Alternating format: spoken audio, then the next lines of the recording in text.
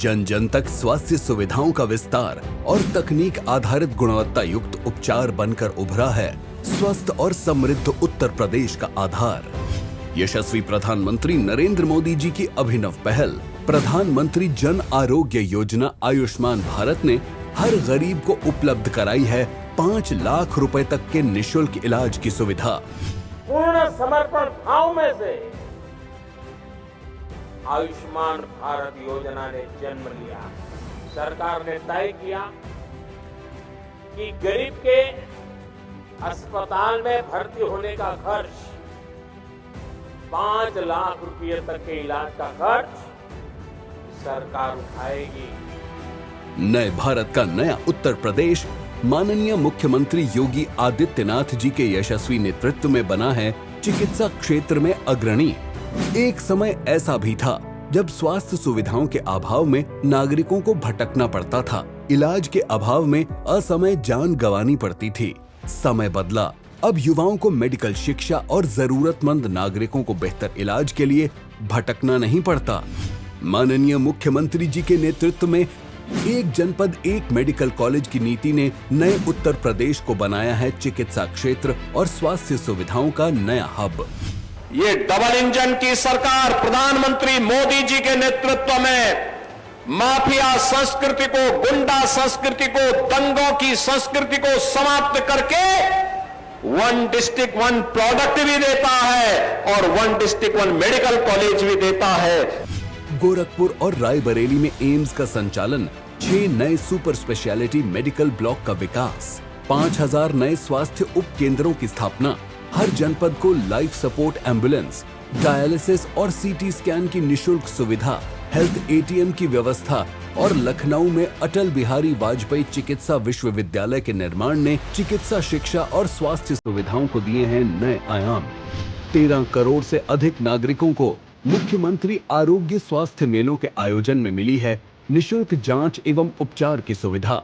मुख्यमंत्री विवेकाधीन कोष में 2,37,000 से अधिक जरूरतमंदों को इलाज के लिए उपलब्ध कराई गई है 3,281 करोड़ रुपए से अधिक की सहायता राशि। समग्र विकास के साथ ही विरासत के सम्मान को हमेशा प्रोत्साहन देने वाले माननीय मुख्यमंत्री जी के नेतृत्व में प्राचीन चिकित्सा पद्धति आयुर्वेद को मिली है नई दिशा, नया स्वरूप और नई पहचान। तभी तो कहते हैं करके दिखाए जो, डबल इंजन सरकार है वो। नमस्कार, आप देख रहे हैं एनएमएफ न्यूज में आपके साथ शबनम। डोनाल्ड ट्रंप क्या वाकई में हमास को गिराकर गाजा में शांति लाना चाहते हैं? क्या डोनाल्ड ट्रंप का प्लान शांति का है या फिर मुस्लिम देशों को अपने आगे झुकाने का है? दरअसल गाजा में शांति के लिए डोनाल्ड ट्रंप ने 20 सूत्रीय प्रस्ताव रखा, जिसके तहत वो चाहते हैं गाजा में शांति आ जाए और जो बाकी मुस्लिम देश अगर विरोध कर रहे हैं तो वो उनके साथ आ जाए और हमास सरेंडर कर दे। बाकायदा ट्रंप की तरफ से हमास को अल्टीमेटम दिया गया या यूं कहें कि धमकी दे दी गई कि अगर हमास ने घुटने नहीं टेके, हथियार नहीं गिराए तो हमास पर लगातार और गाजा पर लगातार बमबारी की जाएगी और इसका भारी नुकसान हमास को उसके समर्थक देशों को उठाना पड़ेगा। ऐसे में चंद घंटों में ही हमास के जरिए हथियार गिरा दिए जाते हैं और ट्रंप के इस प्रस्ताव का समर्थन कर दिया जाता है और शांति के लिए हमास झुकता हुआ नजर आता है। तो आज इसी पर चर्चा करेंगे कि ट्रंप का आखिर प्लान क्या है, ट्रंप चाहते क्या हैं? वाकई में गाजा के जरिए वो शांति चाहते हैं, शांति दूत बनना चाहते हैं, या फिर वो पूरी दुनिया के साथ कुछ बड़ा खेल कर रहे हैं और खासकर 57 मुस्लिमों के साथ? इसी पर चर्चा के लिए हमारे साथ जुड़े हुए हैं विदेशी मामलों के जानकार निपुण आलम बयान जी। सर, आपका बहुत बहुत स्वागत है। सर, जिस तरीके से डोनाल्ड ट्रंप गाजा में शांति के लिए रणनीति बनाते हुए नजर आ रहे हैं, प्रस्ताव 20 सूत्रीय उन्होंने रखा, हमास के घुटने टिकवा दिए, आखिर ट्रंप खेल क्या कर रहे हैं? इसके पीछे की रणनीति क्या है, वो विस्तार से समझाइए। शबनम जी, पहले तो मैं शुक्रिया अदा करूंगा कि आपने पहली बार मुझे अपने से जोड़ा, क्योंकि मैं प्रतीक्षा कर रहा था कई दिनों से कि शबनम जी को जोड़े। बहुत धन्यवाद। अब हम बात करें डोनाल्ड ट्रंप की और बात करें हम लोग की इस पूरे पीस प्लान की।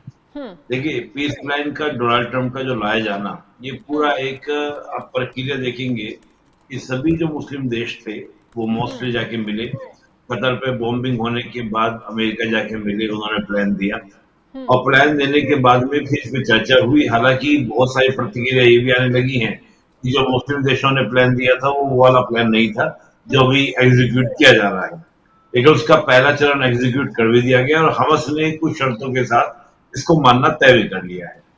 देखिए, जब 7 अक्टूबर 2023 को अटैक हुआ था और अटैक होने के बाद भी ये बात तय हुई थी कि जो ये हमला हुआ है, अटैक जो हुआ है, इस अटैक के बाद क्या है कि इजराइल ने ऑपरेशन स्टार्ट किया और उसका दो ही बातें थी इजराइल के कहने की कि हम अपने बंधकों को छुड़ाएंगे और गाजा से हमास को क्या करेंगे, समाप्त करेंगे। ये दो मेन बात थी और कोई बात और कोई कोई इसमें जोड़ा नहीं गया था। आज हम जब 20 सूत्रीय प्लान को देख रहे हैं तो उसमें दोनों बातों का ही जिक्र है कि जो भी बंदी बनाए गए बंधक है उनको छोड़ा जाएगा, चाहे वो जिंदा हो या मुर्दा हो, जैसी भी स्थिति है वो इजराइल को दिए जाएंगे। यानी कि एक इजराइल की जो मांग थी युद्ध शुरू करने की वो पूरी हो गई। दूसरी बात कहा कि हमास को हम खत्म करेंगे। हमास का निशस्त्रीकरण की बात की गई है कि हमास को अब जितने वेपन हमास के हैं तो हमास को वो सारे वेपन को क्या करना होगा, तोड़ना होगा। यानी कि वेपन उसके पास नहीं होंगे, वेपनाइजेशन उसका भी नहीं होगा। मैं देख रहा हूं कि जो वेस्ट बैंक यानी जो फिलिस्तीन है, फिलिस्तीन के प्रेसिडेंट का कहना यह है जब वो बोले कि हमास को दोबारा से ताकत नहीं दी जाएगी और गाजा में जो रूल होगा किसी और गवर्नमेंट का होगा। इसका मतलब हमास जो है समाप्त हो चुका है। लेकिन तो अब इस वॉर को आगे बढ़ाना, हमास को खत्म करने का प्लान है या हमास का जो देश उन्हें पाल रहे हैं उनके हाथ काटने का प्लान है? मैं उसी बात पे आ रहा हूं। तो अब जब फिलिस्तीन के जो प्रेसिडेंट है जो वेस्ट बैंक से डील करते हैं, उनका कहना है कि हमास के पास पावर नहीं होगी, गाजा में अब दूसरी सरकार होगी, चाहे वो हमारी अल फतह की हो या किसी और की हो, लेकिन हमास की नहीं होगी। तो मुझे लगता है कि इजराइल ने जो प्राइमरी कोज की बात की थी, जो प्रत्यक्ष दिख रहे थे, वो दोनों कोज का सोल्यूशन हो चुका है इस के थ्रू। तो इसका मतलब इजराइल को आगे बढ़ाने की आवश्यकता नहीं है। इजराइल इसके बाद भी बढ़ाता है तो फिर इसके मोटिव कुछ और नजर आते हैं, पहली बात। दूसरी बात, अब आपने कहा गाजा, देखिए लग ये रहा था कि इजराइल जो ग्रेटर इजराइल की ओर बढ़ रहा है गाजा को लेकर, और अभी भी मुझे क्या लगता है कि इजराइल की मान्यता यही है, मानना यही है, अमेरिका मानना यही है कि कोई भी ऐसी ताकत वहां पर ना हो जो इजराइल को चुनौती दे। ऐसी पावर्स वहां पे बैठे हैं जो इजराइल और अमेरिका की परफेक्ट की तरह हो, जस्ट लाइक वेस्ट बैंक वाली सरकार। तो हमास को जो आपने हटा दिया, अब जो भी सरकार आप बनाए वो ऐसी सरकार बना दीजिए जो क्या हो, अमेरिका की क्या हो, अमेरिका की परफेक्ट हो, अमेरिका का कठपुतली हो। उस तरह की सरकार को बनाने के बाद, और मैं बार बार कह रहा हूं, आज नहीं तो कल, कल नहीं तो परसों, 1-2 साल के अंदर आपको एक चीज देखने को मिलेगी कि जो स्वेज कनाल है उसका एक अल्टरनेट रूट जो है वो गाजा से निकलेगा। अच्छा, तो और वो मतलब कैसे निकलेगा? ट्रंप ये अपने व्यापारिक फायदे के लिए कर रहे हैं? बिल्कुल व्यापारिक फायदे। और देखिए आप समझिए समरम जी, जो गाजा की लोकेशन है, इजराइल की जो लोकेशन है, वो बहुत ही प्राइम लोकेशन है। मेडिटेरियन सी में कुछ है, इसके अलावा अफ्रीका, वेस्टर्न एशिया और साथ में आपका यूरोप, इन तीनों कॉन्टिनेंटल को जोड़ने वाली लोकेशन है गाजा की, इजराइल की। गाजा पे जो रूल करेगा, कंट्रोल करेगा, वो इजिली मेडिटेरियन सी पे कंट्रोल करेगा। मेडिटेरियन सी वो है, it's a supply sea for the Europe, और यूरोप को आपको कंट्रोल करना है। यानी कि एक तरह से माना जाता है यूरोप कंट्रोल हुआ तो दुनिया का माइंड, दुनिया का जो पैसा है वो सारा आपने कंट्रोल कर लिया। तो अमेरिका अपनी पावर को, अपनी ग्लोबल इमेज को, सुपर पावरशिप को, हेजेमोनी को बनाए रखने के लिए ये पूरी योजना का एग्जीक्यूट करा रहा है। देखिए एक सिंपल सा थ्योरी है इंटरनेशनल रिलेशंस की, there are not any free lunch. या फ्री में कोई कुछ नहीं करता है, किसी के लिए कोई कुछ नहीं करता है। अमेरिका बहुत सोच के चल रहा था और सोच के हमको दिखता है कि या तो पूरा का पूरा फिलिस्तीन के जो लोग वहां पर गाजा के लोग हैं उनको वहां से हटाया जाए। ये पॉसिबल नहीं है सरनम जी, क्योंकि इतने लोगों को, अगर 8 लाख लोग हैं उनको वहां से निकालेंगे, जाएंगे कहां पर? इससे भी क्या होगा, एक बहुत बड़ा क्या होगा, ह्यूमैनिटी क्राइसिस क्रिएट होगा जो पॉसिबल नहीं है। तो बेटर है कि उनकी जो वॉइस है, वॉइस को उठाने वाला जो संगठन, जो हिंसक भी था, आतंकवादी भी था, जिसका नेचर कहा जाता है, हिंसक हम कह सकते हैं, आतंकवादी भारत सरकार नहीं बोलती तो हम आतंकवादी नहीं बोलेंगे। तो जिसका नेचर हिंसक था उसको आपने कंट्रोल कर लिया, बात खत्म हो गई, अपने इंटरेस्ट को साथ दिए। वेस्ट बैंक में जो चाहता है इसराइल करना वो होता है, क्योंकि वेस्ट बैंक में वो सरकार है, मैं तो उसको बोलता हूँ म्युनिसिपैलिटी गवर्नमेंट है वहां पर। और म्यूनिसिपैलिटी गवर्नमेंट एक होता है जैसे नगर पालिका होते हैं, कोई पावर नहीं है, बस क्या करो सफाई सुफाई करो, ये करो वो करो। ऐसी सरकार गाजा बना देगी बाद में इजराइल में जैसे तय करना गाजा कंट्रोल करे, दुनिया का ध्यान भी हट जाएगा और फिर आप देखिए 2-4 साल के अंदर आपको सुनने को मिलेगा वहां पे कड़ा बनाने की बात स्टार्ट होगी। जी शबनम, यहाँ आपने एक जिक्र किया कि यूरोप से अपना व्यापार पूरा कनेक्ट करने के लिए, यूरोप पर प्रभाव बढ़ाने के लिए डोनाल्ड ट्रंप पूरी चालाकी चल रहे हैं, लेकिन एक कल यहाँ रूस के राष्ट्रपति व्लादिमीर पुतिन की एक बाइट आती है सामने। वो ये कहते हुए नजर आते हैं कि डोनाल्ड ट्रंप हमारे साथ यूरेनियम का व्यापार करे तो ठीक है, लेकिन यूरोप जैसे देश या और देश हमारे साथ कच्चे तेल का व्यापार कर रहे हैं तो वो गलत है। तो ये कहा गया कि पुतिन जो है यूरोप और ट्रंप की जो रणनीति है उसके पीछे खाई पैदा करने की कोशिश कर रहे हैं। तो ट्रंप का क्या ये कोशिश है कि यूरोप पर अपना पूरा प्रभाव बढ़ाकर उन्हें रूस से भी भिड़वा दिया जाए और गाजा को लेकर अपना समर्थन भी पूरा जुटा लिया जाए? देखिए ट्रंप, इसमें जो ट्रंप का दौर चल रहा है, ट्रंप के दौर में यूरोप और अमेरिका के बीच में खाई खींची है।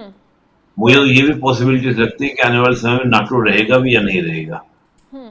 आप केवल पुतिन की बात नहीं कीजिए, फ्रांस के मैक्रो का आप स्पीच सुनेंगे बार बार चैलेंज करना, नाटो की बात को लेकर बोलना, और जिस प्रकार अमेरिका अपने कमिटमेंट निभाने को तैयार नहीं हो रहा है, वो सारे देशों को प्रेशराइज कर रहा है कि नाटो को बजट बढ़ाओ, नाटो को छोटा देश हो बड़ा देश हो सबको 2% से ज्यादा बढ़ाने की बात नाटो के लिए कर रहे हैं डोनाल्ड ट्रंप। पूरा यूरोप के देशों के साथ अपने शर्तों के साथ में ट्रेड डील कर रहे हैं, किसी देश की सुनने को तैयार नहीं हो रहे हैं। जितने उनके इंटरनेशनल कमिटमेंट थे उन सब सपना को पीछे खींच रहे हैं। यहाँ तक कि यूनेस्को या संगठन है, जो संगठन है उनमें भी जो अमेरिका के द्वारा फंडिंग दी जा रही थी उन सब से भी अमेरिका पीछे हट गया है। तो ऐसे में आप यूरोप के सामने ऑप्शंस क्या छोड़ रहे हैं? आप देखिए यूक्रेन वाले मसले में क्या हुआ, यूक्रेन वाले मसले की बात करें, पोलैंड पर अटैक हुआ रशिया का, तो क्या हुआ? कुछ नहीं हुआ। यहाँ तो पुतिन जो है वो इस पूरी खाई को और ज्यादा बड़ा करने का प्रयास कर रहे हैं। अभी जब नाटो के कहा कि रशिया क्या है, Russia is a paper tiger, यानी कि वो पेपर टाइगर है, वो हाँ कागज का शेर है। उधर रिप्लाई पुतिन ने क्या कहा, no no NATO is real paper tiger. आने वाले समय आप देखिएगा नाटो जल्दी टूटेगा ना कि वो। और मुझे संभावनाएं लगती हैं जिस प्रकार से नाटो के अंदर बेचैनी है, नाटो के सारे देश जा जाके अमेरिका से बात करते हैं, अमेरिका का जो बिहेवियर है उनको डील करता है अपने सहयोगी की तरह नहीं, लाइक ए बॉस। और जो ये पूरा मैंने आपको गाजा का प्लान कहा, गाजा का प्लान भी तो कहीं ना कहीं यूरोप को ही कंट्रोल करने का है कि एनी हाउ आपको मेरी लीडरशिप स्वीकार करनी पड़ेगी। यूक्रेन की लड़ाई अमेरिका के बगैर पॉसिबल नहीं होगी। अमेरिका उस लड़ाई को लड़ने के लिए यूक्रेन से भारी रकम ले रहा है, उसके पूरे रिसोर्सेज पर कंट्रोल कर लिया यूक्रेन को, पूरे यूक्रेन के रिसोर्सेज पर कंट्रोल कर लिया है, जो रेयर अर्थ मेटल्स पर कंट्रोल कर लिया है।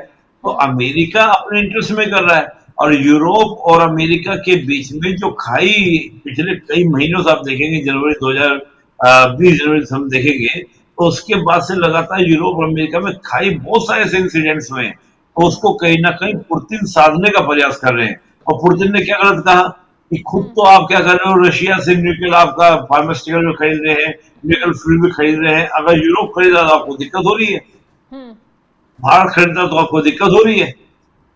आप अपने ऊपर टैरिफ लगाइए सबसे पहले, तो अमेरिका को डोनाल्ड ट्रंप को सबसे पहले ऊपर टैरिफ लगाने चाहिए कि हम खुद खरीद रहे हैं, अपने पे लगाएंगे नहीं। तो ये बात तो दिख रहा है कि हिपोक्रेसी कौन कर रहा है। तो पुतिन क्यों नहीं उसको कैश कराएंगे? पुतिन जरूर उसको बड़ा चढ़ा के बोलेंगे, बोलना भी चाहिए। अमेरिका छोड़ता है कोई आने वाले वक्त में डोनाल्ड ट्रंप की जो नीति है वो यूरोपीय देश उसको सबक सिखा सकते हैं उस पर। अब आते हैं गाजा पर वापस लौटकर, जो मुस्लिम देश मुस्लिमों के लिए बोलते थे खड़े होकर, वो जो कतर के लिए बैठक भी बुला ली कि कतर पर इजराइल ने हमला किया है, हम एकजुट हैं, हम पलटवार करेंगे, वो जो गाजा पर जो ट्रंप का प्लान है, जब उन्हें समझ में आएगा तो क्या मुस्लिम देश कुछ कर पाएंगे? ट्रंप इस हद तक उन्हें छोड़ेंगे कि मुस्लिम देश कुछ कर पाए, आवाज उठा पाए या कोई एक्शन ले पाए? देखिए सर, एक बात रियलिटी आप जान लीजिए, जितने भी इस्लामिक कंट्रीज हैं इनमें यूनिटी नहीं है, ये आपस में ही लड़ रहे हैं और कई जगह लड़ रहे हैं। सऊदी ईरान की लड़ाई जग जाहिर है, बिल्कुल टर्की है वो अपनी इक्वेशन सेट करने में लगा रहता है, कतर सोचता है कि मैं पूरे इस्लामिक वर्ल्ड का लीडर बन जाऊं, और रहा सहा हमारा पड़ोसी पाकिस्तान वो ये कहता है कि इस्लामिक कंट्रीज का सबसे बड़ी मिलिट्री मेरे पास में है, एटॉमिक वेपन मेरे पास में है। कल क्या बोला था उनका विदेश मंत्री डाक ये कह रहा था कि हमने जो प्लान दिया था ना, वो प्लान ये नहीं है, ये प्लान बदला हुआ है, हमने प्लान को छोड़ दिया था। यानी कि आपको आज समझ में आ रहा है बात। 2 दिन पहले तो आप कह रहे थे कि हाँ अमेरिका बड़ा अच्छा प्लान लेकर आया है, पीस स्टैब्लिश हो जाएगी। आज आपको याद आ रहा है 2 दिन बाद आपकी बेइज्जती होने लगी, किरकिर होने लगी। शहबाज ने तो बकायदा ट्वीट कर दिया था कि हम समर्थन करते हैं ट्रंप के सारे प्रस्तावों का। मैं वही तो कह रहा हूँ कि 2 दिन पहले तो आप समर्थन कर रहे थे और कल आपके विदेश मंत्री बैठ कर ये बयान दे रहे थे संसद के अंदर, ये वो प्लान नहीं है। क्यों? क्योंकि आपकी किरकिरी होनी शुरू हो गई। क्या उसमें फिलिस्तीन को मान्यता दी गई प्लान के अंदर? क्या प्लान के अंदर फिलिस्तीन को मान्यता दी गई? इस्लामिक नेशन को सबकी डिमांड ये थी कि फिलिस्तीन को एज ए नेशन कंसीडर किया जाना चाहिए और फिलिस्तीन जो है वो यूएन का पार्ट बनना चाहिए। क्या डोनाल्ड ट्रंप ने उसको स्वीकार किया? नहीं किया। आप सबने स्वीकार कैसे कर लिया? और इसमें क्या समझना समझ जी, ये कोई छोटी बड़ी बात थोड़ी ना है। आज से एग्जीक्यूट हो गया प्लान, कब समझ में आएगा? 10 साल बाद समझ में आएगा इस्लामिक कंट्रीज को। विरोध करना था तो भी करना था, तो नहीं करेंगे विरोध। गाजा में इतना सब हो रहा था तो आप शांति से क्यों बैठे थे? एक्शन लेते, आप आगे क्यों नहीं आए? क्योंकि सबका व्यापारिक मसला अड़ा हुआ है ना कि ट्रंप से पंगे ले लिए तो हम ध्वस्त हो जाएंगे। तो इस्लामिक कंट्रीज की तो सिक्योरिटी की जो गारंटी है वो अमेरिका लेके बैठा हुआ है। इनको लगता है कि किसी तरह का हम पर अटैक कुछ होता है तो अमेरिका हमारी रक्षा करेगा। कतर के अंदर आपके क्या है, यूएस के आपके बेस कैंप्स हैं, सऊदी के अंदर है, यूएई के अंदर है, तब तो इनकी सिक्योरिटी गारंटी है। पाकिस्तान तो खैर है ही, वो तो खैर पाकिस्तान को नाम ही लेना एयरबेस को भी कंट्रोल करने की कोशिश में लगा रहता है ना अमेरिका, कि उसके जरिए वो ईरान को साथ सके। समझो जी, पाकिस्तान तो बर्बाद देश है, फेल्ड स्टेट है, उसमें बात ही करना बेकार है। उन्हें खुद ही नहीं पता वो क्या बोल रहे हैं। अभी आपने बताया ना 2 दिन पहले कुछ और बोल रहे थे, कल कुछ और बोल रहे थे, परसों कुछ और। तो ये कुल दिखाता है कि कंफ्यूज कंट्री है, फेल्ड स्टेट है, मतलब उसको कोई मतलब नहीं है। अगर थोड़ा बहुत स्टेबिलिटी गवर्नमेंट्स में है तो सऊदी है, यूएई है, सब देशों में पैसे वाले भी हैं। पाकिस्तान की स्थिति क्या है कि वहां तो दंगे हो रहे हैं, बवाल हो रहे हैं। पीओके देखिए, बलूचिस्तान देखिए, आपका खैबर पख्तूनख्वा देखिए, हालत खराब है। लेकिन मैं ये कह रहा हूं कि जो देश इस्लामिक वर्ल्ड की लीडरशिप की बात करते हैं, चाहे वो आपका सऊदी हो, यूएई हो, इन देशों की आप स्थिति देखिए कि उनका स्टैंड क्या है पूरे मसले के ऊपर। तो मैं मान के चल रहा हूं कि आने वाली स्थिति जो है वो कहीं ना कहीं इन सब कंट्रीज के लिए और भी ज्यादा भयावह या कंट्रोल करने वाली होगी। अमेरिका हो या इजराइल हो, उनका स्ट्रेंथ जो है गाजा पर और ज्यादा बढ़ने वाली है। पीस प्लान जो लाया गया है वो अमेरिका ने अपनी शर्तों पे लाए और कहीं ना कहीं वो इजराइल के ही इंटरेस्ट को पूरा करने वाला है। बिल्कुल। तो चलिए, तमाम जानकारी देने के लिए आपका बहुत बहुत शुक्रिया। तो जिस तरीके से डोनाल्ड ट्रंप ने गाजा को लेकर प्लान बनाया, उससे सीधा सीधा उनका टारगेट है गाजा के जरिए यूरोप से कनेक्टिविटी बढ़ाना, और यूरोप के जरिए जो व्यापार करेंगे तो डोनाल्ड ट्रंप को तो फायदा होगा ही होगा। तमाम जो देश कभी कभी आंख दिखाने की कोशिश करते हैं ना, उनको सीधी चोट अब ट्रंप दे पाएंगे। अब देखना यह होगा कि गाजा के इस प्लान को पाकिस्तान तो खैर समझ गया है, देर से समझा है, विरोध कर रहा है, अपनी बात से पलट गया है। अब कैसे ट्रंप उससे सुलटते हैं वो देखने वाली बात होगी। फिलहाल इस खबर को लेकर आप क्या राय रखते हैं कमेंट बॉक्स में जरूर बताइएगा। तमाम बड़ी खबरों की अपडेट के लिए आप हमारे साथ जुड़े रहें। नमस्कार।